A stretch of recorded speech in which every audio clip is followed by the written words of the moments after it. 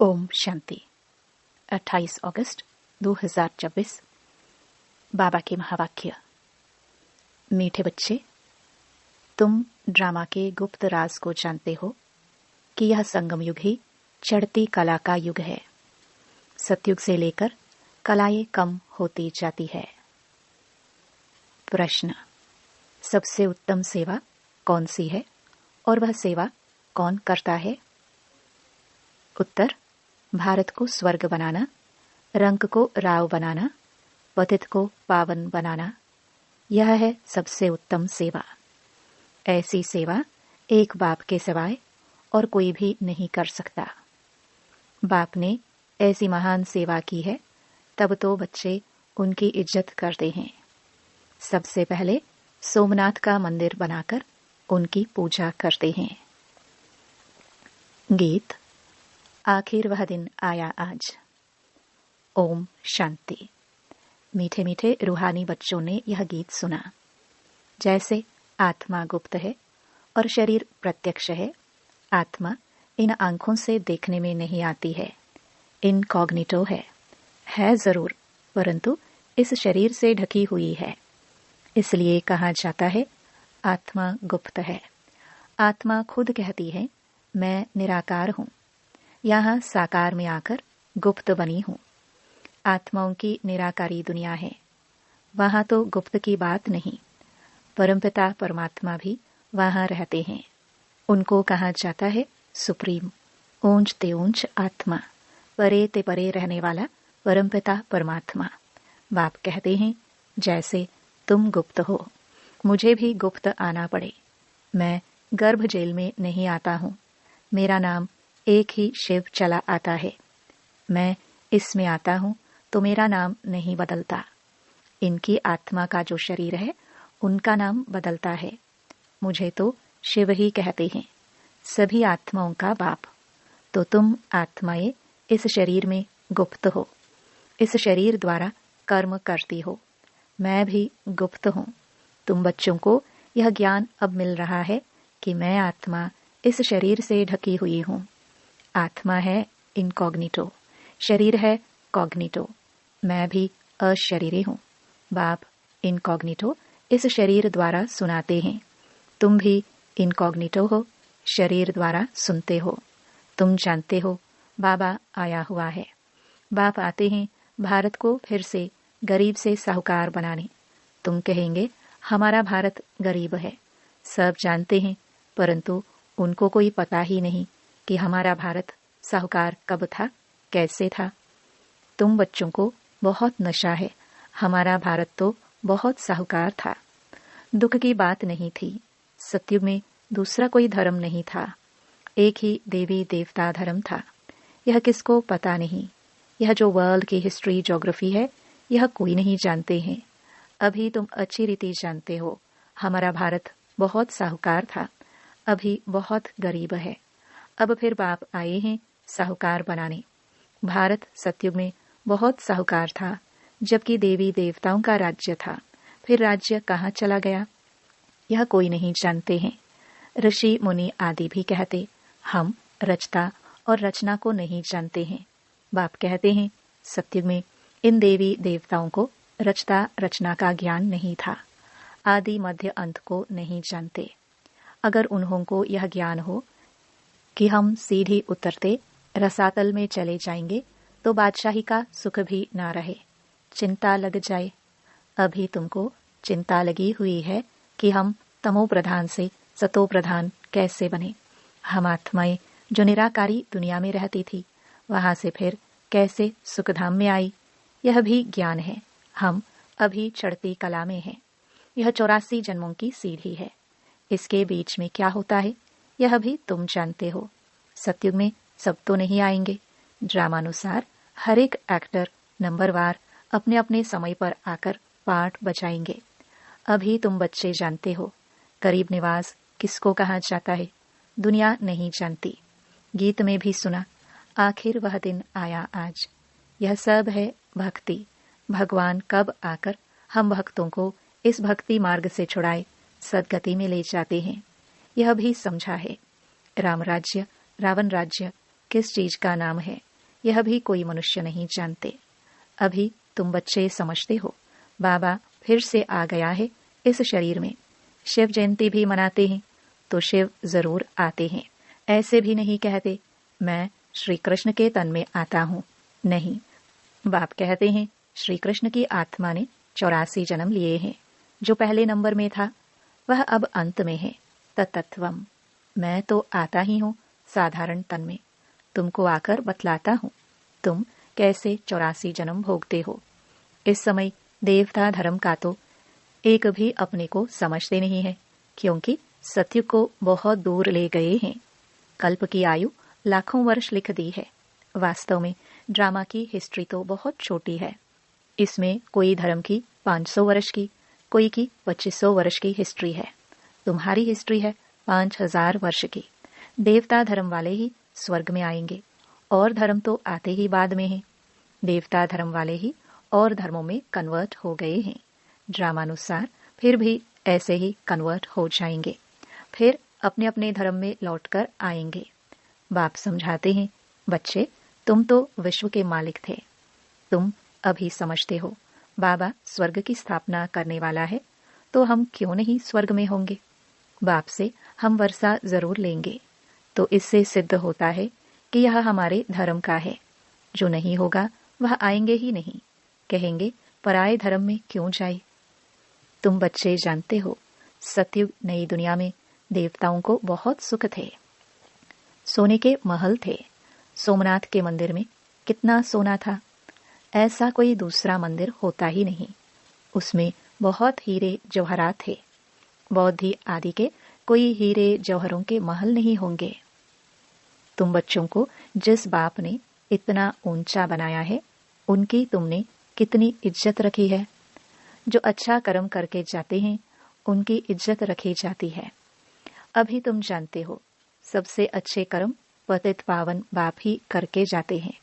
तुम्हारी आत्मा कहती है सबसे उत्तम से उत्तम सेवा बेहद का बाप आकर करते हैं।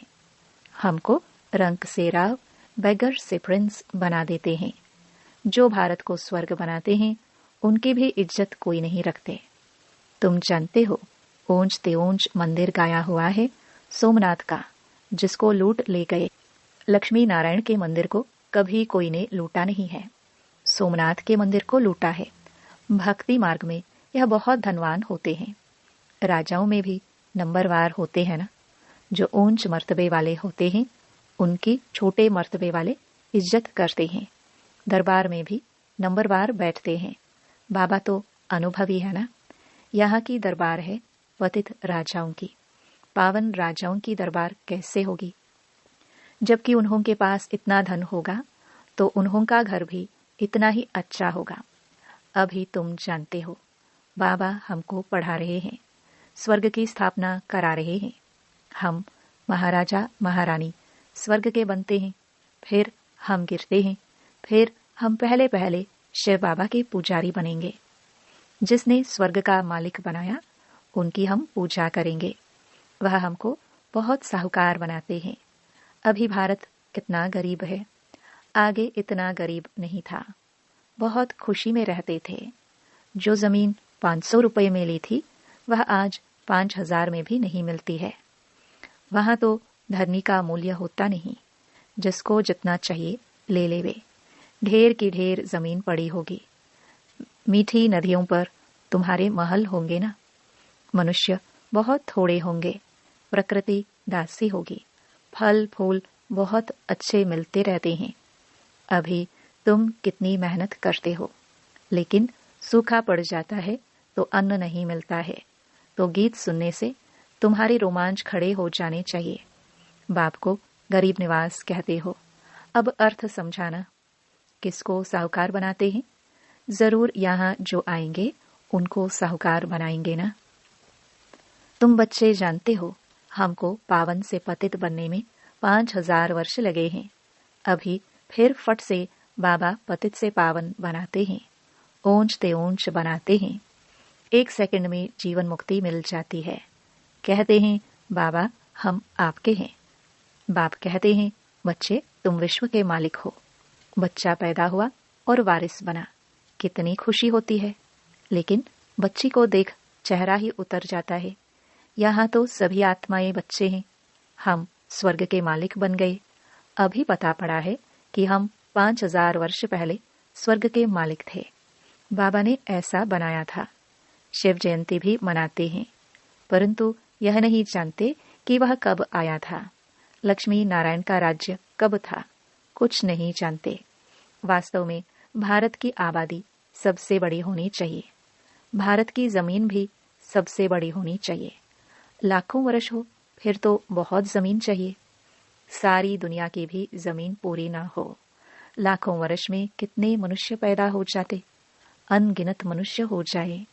इतने तो है नहीं। यह सब बातें बाप बैठ समझाते हैं।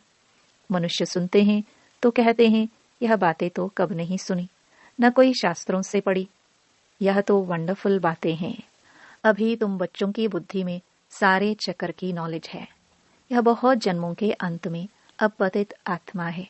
जो सतो प्रधान था सो अब तमो प्रधान है, फिर सतो प्रधान बनना है। तुम आत्माओं को अब शिक्षा मिल रही है। आत्मा शरीर द्वारा सुनती है तो शरीर झूलता है, क्योंकि आत्मा सुनती है ना। बरोबर हम आत्मा ने 84 जन्म लिए हैं। 84 माँ बाप जरूर मिले होंगे। यह भी हिसाब है ना। बुद्धि में आता है 84 जन्म लेते हैं, फिर और कमती जन्म वाले भी होंगे। मिनिमम मैक्सिमम का हिसाब होगा ना। बाप बैठ समझाते हैं शास्त्रों में क्या क्या लिख दिया है।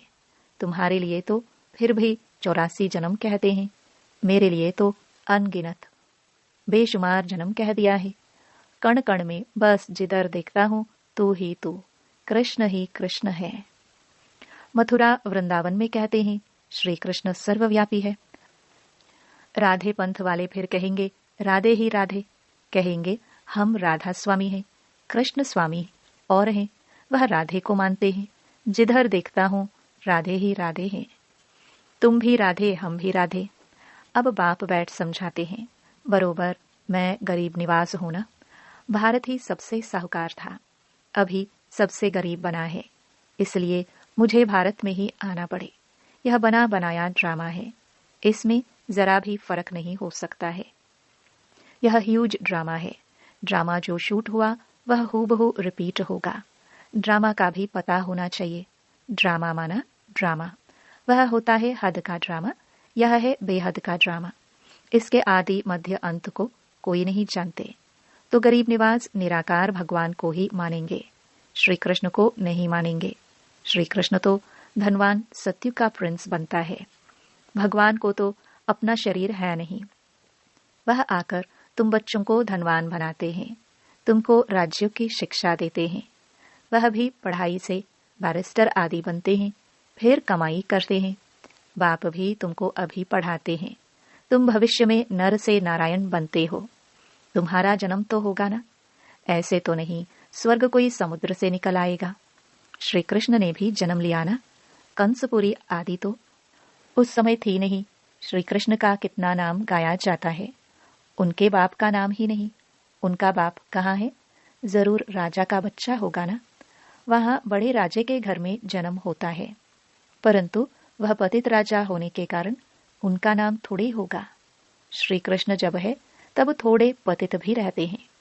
जब वह बिल्कुल खलास हो जाते हैं तब वह गद्दी पर बैठते हैं, अपना राज्य ले लेते हैं। तब ही उनका संवत शुरू होता है। लक्ष्मी नारायण से संवत शुरू होता है। तुम पूरा हिसाब लिखते हो। इनका राज्य इतना समय, फिर इनका इतना समय, तो मनुष्य समझेंगे यह तो कल्प की आयु बड़ी हो ही नहीं सकती। 5000 वर्ष का पूरा हिसाब है। अच्छा, मीठे मीठे सिखिलते बच्चों प्रति माता पिता बाप दादा का याद प्यार और गुड मॉर्निंग। रूहानी बाप की रूहानी बच्चों को नमस्ते।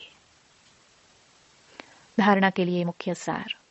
पहला, रचयिता और रचना का ज्ञान बुद्धि में रख सतो प्रधान बनने का पुरुषार्थ करना है।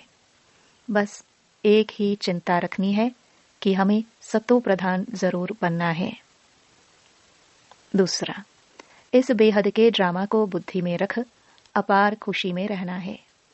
बाप समान इज्जत पाने के लिए पतितों को पावन बनाने की सेवा करनी है। वरदान, अधिकारीपन की स्मृति द्वारा सर्व शक्तियों का अनुभव करने वाले प्राप्ति स्वरूप भव।